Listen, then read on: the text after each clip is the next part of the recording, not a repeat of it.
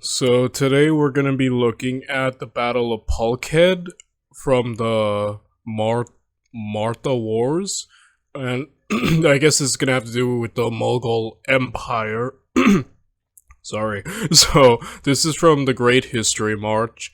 I don't really know much of the context of any of this, but I'm going to once this video's over. So let's get to it, shall we? Without any further ado, let's learn about the Battle of Palkhed.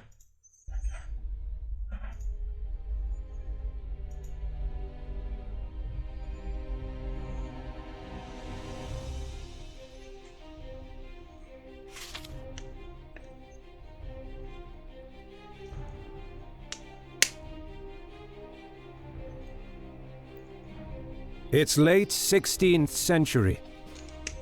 The Mughal Empire is the most prominent force in mainland India.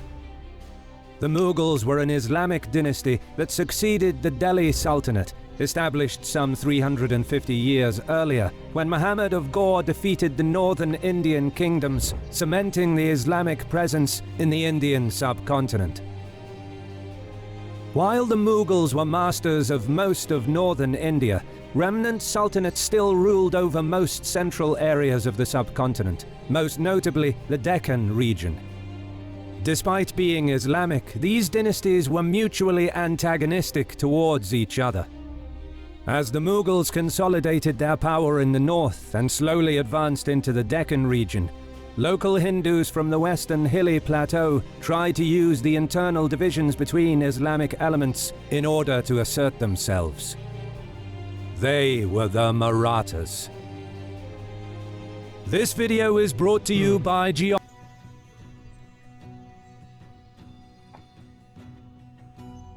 Up until the mid-17th century, the Marathas lacked a centralized form of government, and thus served under various powers that rose in the region, usually as feudatories. But this changed when a charismatic leader named Shivaji was able for the first time to establish the Maratha kingdom. By the time of his death in 1680, the Marathas were a significant force in central India and were frequently able to assume the role of Did I say Martha? I just caught what I said earlier. Holy crap, I'm so sorry, guys. I was thinking of a relative of mine named Martha. The Martha Horse. I know, I'm dumb. The Maratha, okay. I apologize so hard. mediator between the disputing sultanates of the area. Sorry I keep checking. I got new internet, and like it's a bit iffy right now. This is the first video I'm doing with new internet. It's already at twice kind of disconnected, so yeah, hopefully, I'm hoping it lasts this video. In order to deal with this problem, the Mughals launched a series of devastating and costly campaigns against the elusive and fast-moving Maratha armies. But even after almost 30 years of war that claimed the lives of hundreds of thousands of men and caused severe attrition to the Mughal Empire, the Marathas could not be subjugated. However, the Marathas were not completely united, with various factions competing internally, and the Mughals exploited this disunity. While they were retreating back to the north after decades of unsuccessful campaigning in the Maratha heartland, Mughal courtiers released a Maratha prince named Shahu, who had been their prisoner since he was a child, in the hope that this would spark a civil war amongst the competing Maratha factions. The plan was— Alright, that's pretty smart, actually. Like, we've seen this before, like, using political hostages, especially, like, heirs and whatnot, to create this unity. We saw the Romans try this with the Ottomans, though it failed horribly. But, you know what I mean. It's a great bargaining chip, and since we can't defeat them through military conquest, at least at the moment, we can defeat them through political instability. Alright, I see you, Mughal Empire. I see what you're trying to go for. Worked, and the Marathas were soon plunged into a civil war, from which Shahu emerged victorious in 1708, consolidating his power base around Satara. But the defeated faction headed by Sambhaji II was not destroyed. They retreated back to Kolhapur, which became their stronghold. While this conflict was raging amongst the Marathas, the Mughals had their own problems to deal with.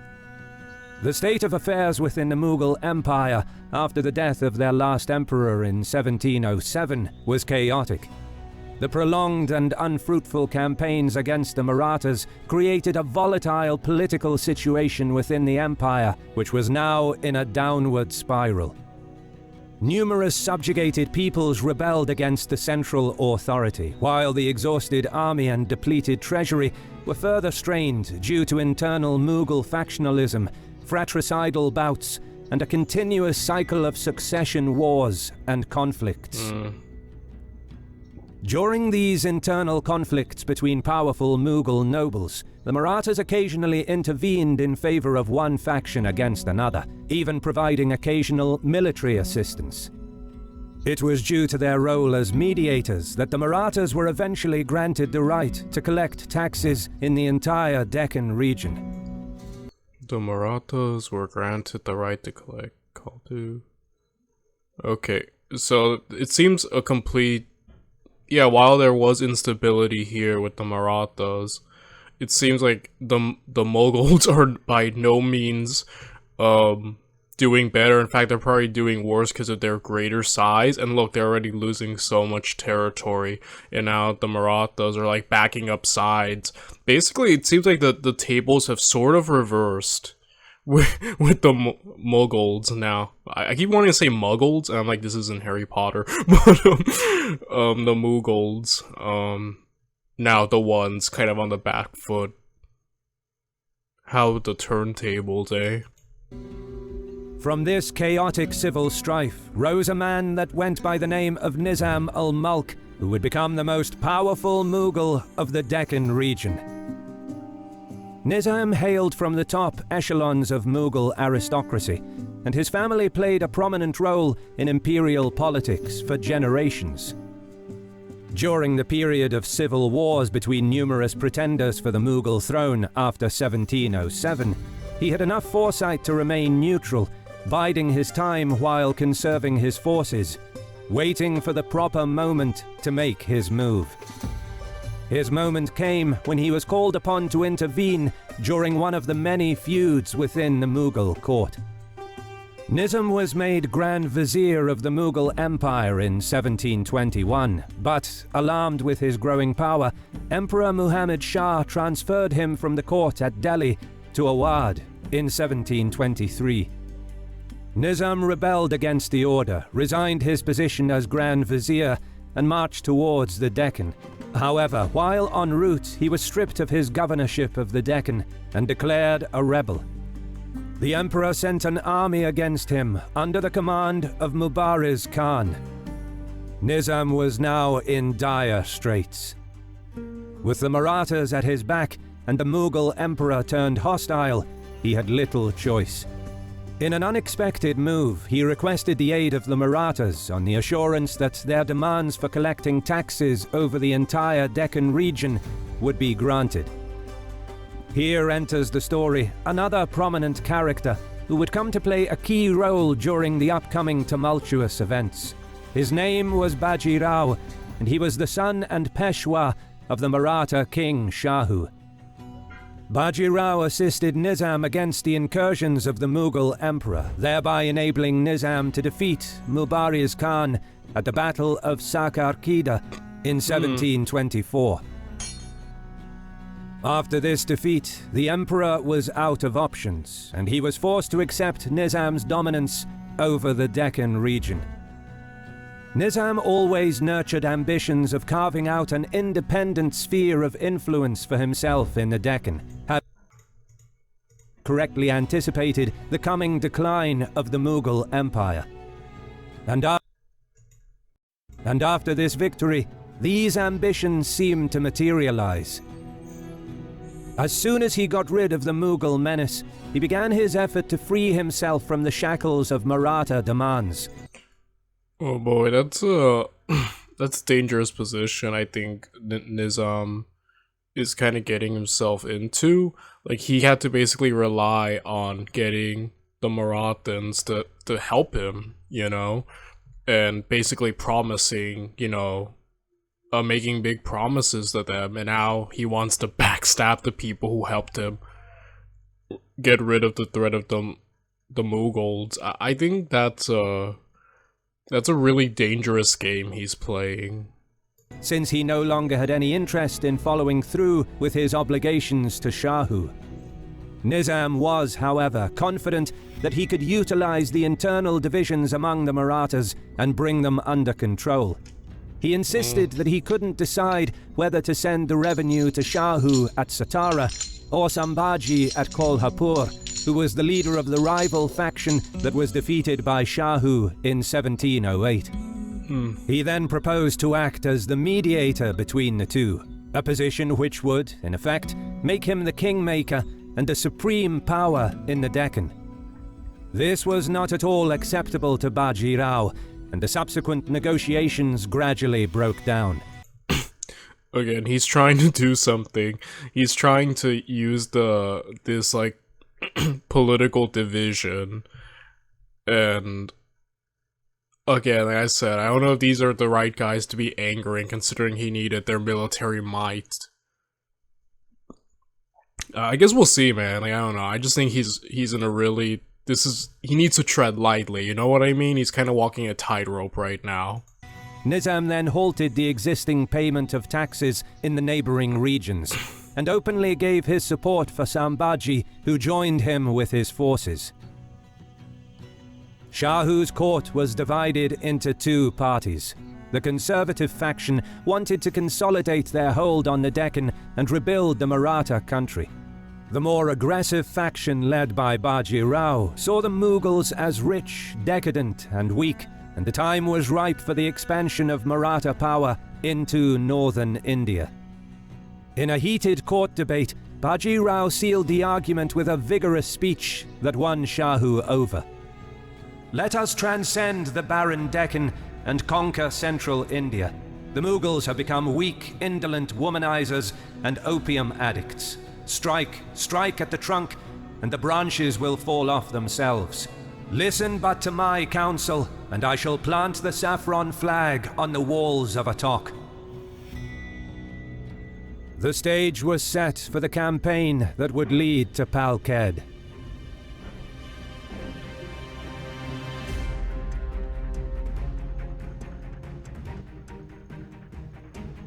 The initial moves began when one of Nizam's generals attempted to invade the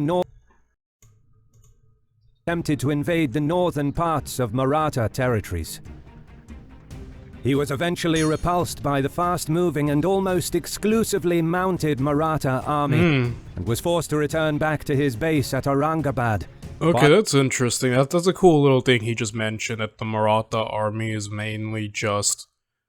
well, yeah, like a lot of it is cavalry. There are ways to counter cavalry, but again, I guess we'll see more in depth about how they use their cavalry army.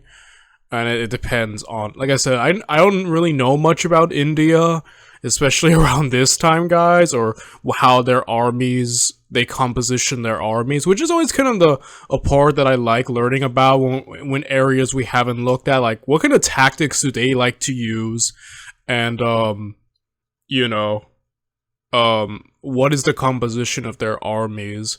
We have seen plenty of mainly mounted armies, like the Mongols, the early Muslims, and cavalry is very OP, guys, but it can be countered, but I don't know if they have the resources or tactics to do it, but yeah. While fighting many skirmishes during his retreat. Meanwhile, Baji Rao was hurrying from the south, with many Maratha contingents joining him along the way. In mid-October 1727, he moved as if to threaten Ahmadnagar, but actually bypassed it to the west and crossed the Godavari. This placed him within the heartland of Nizam's territories. Then he turned east towards the city of Jalna. Nizam tried to keep up with this disorienting and rapid pace, but by the time he had reached Jalna, Bajirao's cavalry had already sacked the place and moved east into his most prosperous districts. Okay, so Nizam can keep up with them. I'm guessing due to the high amounts of horses that the Marathas have, their army is way more mobile and therefore quicker. And I'm looking at the composition of Nizam's army. He seems to have infantry and other things. So he's having to like, he's wearing himself out trying to catch an enemy that's just faster than him. I'm wondering if when they do face, if that's gonna play in factor, you know, exhaustion and whatnot. Guess we'll see. While Nizam was trying to match his pace, Bajirao sacked city after city in front of him, taking advantage of his significantly superior mobility. Having laid waste. Man, it's almost kind of like a flex, like you can't even touch me, you can't catch me. Yeah. To many rich areas, Bajirao suddenly turned west towards Burhanpur, which was one of the most prosperous trading centers in the Deccan. Nizam detected this move and tried to check his advance, intending to fight a pitched battle. However, Bajirao's move toward Burhanpur was a diversion. His army moved past and ravaged through Khandesh towards Bharuch, and eventually reached Gujarat. His intention seemed to be threefold: fight the war on enemy territory, exhaust the enemy army with superior mobility and scorched earth tactics, and lure Nizam into a place where he could be separated from his heavy guns, which were the trump card of his army. This man is playing chess right now. Look at, he's succeeding in all of those 3 goals beautifully right now. Like, he's really playing chess right now. Nizam is playing checkers, you know what I mean? And yeah, like, even if he were to fight him, he's probably gonna be super exhausted. Because look at how, like, they're floundering. Like, I haven't seen an army this outpaced. I don't think we've ever seen an army this outpaced before, at least in terms of chasing. Like, he is literally riding circles around him. Again, Nizam, I think, has messed with the wrong people. Like, he was trying to play chess before with playing all this political instability, but now that crap has hit the fan, he's the one, like, in over his head, you know? And Bajirao, is just, like, completely dominating him, like, in terms of maneuverability, planning, just, he's dictating, he's taking the initiative, and he's dictating the way the war is going.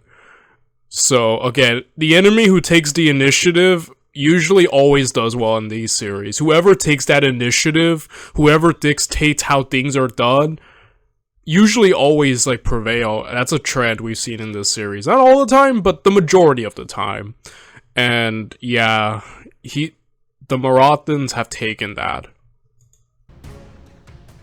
A river crossing seemed to be the ideal place to achieve this, and thus Bajirao crossed many rivers, hoping to draw Nizam into an ideal location. Nizam initially followed, but his slow-moving army with its heavy guns was unable to keep up, being steadily exhausted by the constant chasing of the Marathas over devastated territories, already stripped bare of supplies. Seeing that he was incapable of dealing with this lighting warfare, Nizam changed his strategy. Instead of following Bajirao's movements, he made a U-turn and marched on the Maratha heartland. On his way south, Nizam was able to capture numerous cities, but Shahu and the Maratha treasury was safe behind the walls of the Puranda fort. Okay, so Nizam is interesting. He's made an interesting move. He's realized the futility of this cat and mouse game. So he's now trying to take the initiative by just going into the Marathan heartland, and now maybe, I think he's trying to make them confront him, because he seemed like he wanted a pitched battle before. So I think this is his attempt to try to make that happen by directly going into their lands, you know what I mean? Nizam made no effort to besiege Maratha forts. Instead, he crowned Sambhaji as the Maratha king, and then started pillaging the areas in the immediate vicinity, intending to lure Baji Rao into a pitched battle where he could put to good use his devastating heavy artillery. Baji Rao didn't take the bait. Instead of heading towards Nizam's location, he headed towards Aurangabad, which was the greatest city of the Mughal Deccan, thus turning the tables and using Nizam's own strategy against him. Oh my gosh. This game of chess, this is like watching a chess master duel a novice. Right now, Nizam tried, I have to give him credit, he tried to do something different, he tried to take that initiative back, but Bajirao, man, he's not falling for that crap. He's like, well, let me Uno reverse card you. Like, come on, man. Amazing. Again, the initiative.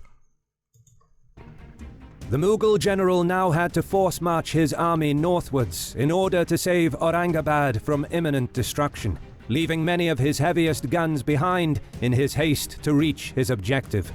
You know, that's interesting. I said that the Marathans have cavalry and that there are counters to it, and heavy artillery is a great counter. It can, if used well, can be devastating on cavalry. And now he's dropped it, which is what Bajirao seems to have realized that, at least at the potential dangers of artillery. So he wanted to kind of isolate him from that, and now Nizam has fallen into that trap, losing a great advantage that they both knew they had. Like, Nizam knew the power of his guns, Bajirao knew the power of the artillery, and now having to separate from that is beyond dangerous. But in order to do this, he would have to cross the Godavari River at a specific point near the town of Palkhed. This was the opportunity Baji Rao was waiting for.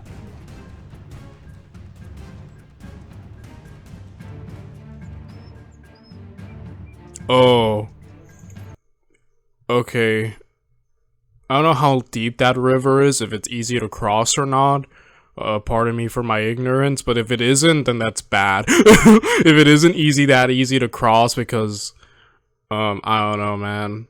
I think fighting with a river to your back, we've seen, now I'm not saying it's never, you can't win, it's impossible, I'm not saying that. What I'm saying is, the majority of the time we see that in these videos, that's never an optimal position to be at with your back against a body of water, because usually you can get pushed into it, or if you need a retreat, people drown. Like I said, I'm not sure how deep this river is, if it's that dangerous, maybe it's not, I don't know, but if it is, then this is a really bad position, and if they're gonna strike him as he's crossing, that's gonna give me, like, Archduke Charles vibes when he won his greatest battle against Napoleon, attacking Napoleon before he could mount everyone across the river, you know what I mean? Nizam's army began to cross the river Godavari, but due to the limitations of contemporary engineering and an extensive baggage train, this process was a long, drawn affair that took multiple days. An advance force was sent forward to scout the area and select a campsite. The nearby town of Palkhed was ideal because the army could be supplied easily. Slowly but steadily, the main body of the Mughal army began crossing the river, while the heavy guns were at the rear guard. Nizam's vanguard moved in order to set up a camp around Palkhed, unaware that Baji Rao's forces were already positioned nearby. In fact, Baji Rao's fast-moving army was already positioned around the area of Palkhed, correctly anticipating that Nizam would cross with his army there. This man's like 10 steps ahead of him. This is like so one-sided. This video feels so one-sided because like Bajirao is just like, again, he's like a professional chess player playing against like a novice or something, because he's just always like one step ahead. I've never seen someone this dominant. Well, actually we have, but like, you know, like what I mean, this is insane. Like, Nizam really is in over his head. Thus, the entire And if they attack before the full army crosses, and that's even better, then that's GG. Maratha army had surrounded the city in a horseshoe formation, while the Mughals, oblivious to the perilous situation that they were putting themselves in, continued to cross the river. Suddenly, Maratha skirmishers advanced and began harassing Nizam's vanguard. The Mughals attempted to counterattack, but after a brief engagement, the skirmishers broke off and retreated back to their main formation. Again, one of the advantages of cavalry, especially in terms of skirmish battles, you can show up, fight, and then leave. Like, hit and run tactics, right? Easy with great and fast-moving cavalry. This was the wake-up call that Nizam needed. He realized that he had marched his army straight into a Maratha trap. What's more, his heavy guns, which were the most cumbersome and difficult part of his army to bring across the river, still stood on the opposite bank, together with the rear guard. Once again, Nizam's vanguard charged against the light Maratha cavalry in a desperate attempt to secure a nearby stream that was the only source of drinking water in their immediate area. But this move towards the open plain rendered the heavy and slow-moving Mughals vulnerable to attacks from all sides by the swift Maratha cavalry. After another brief skirmish, the vanguard was forced to retreat back to the main body of the army. At that point of the engagement, while Nizam's army was still getting to grips with their dire situation, a strong contingent of Marathas moved my gosh. and completely cut off Nizam's main army from his rear guard and heavy guns. Oh my gosh. Yo. This is insane. With a simple maneuver, Baji Rao had successfully separated Nizam from his greatest battlefield asset and trapped him in a place with rapidly dwindling supplies and drinking water. Surrounded on all sides, The power of just simple maneuvering and positioning is not to be underestimated. without any chance of escaping, Nizam recognized the futility of his position and was forced to open negotiations with the Maratha commander. Man. That wasn't even a well, I mean, yeah, there was fighting, never mind. But that didn't feel like much of a battle. That was just...